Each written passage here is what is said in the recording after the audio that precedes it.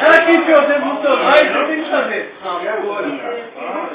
Foi o dedo, cara. Olha com o Guilherme.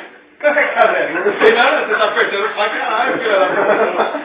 Você quer jogar o no fora? Olha aqui. Mas olha essa doença, tá apertando pra cá.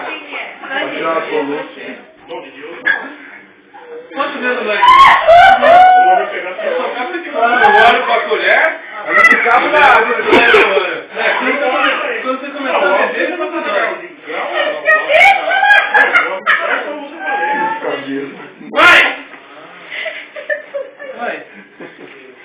Tem cabelo?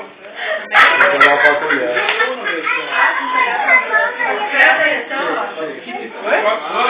Passou! Aê! Aleluia, irmão! Põe a colher. Põe a colher, Que passa mesmo? Acho que doeu mais. É porque você tem que tirar a atenção do bagulho. Sei lá, não é? Como que é o esquema? Não lembro. Você lembra que ela falou? Não.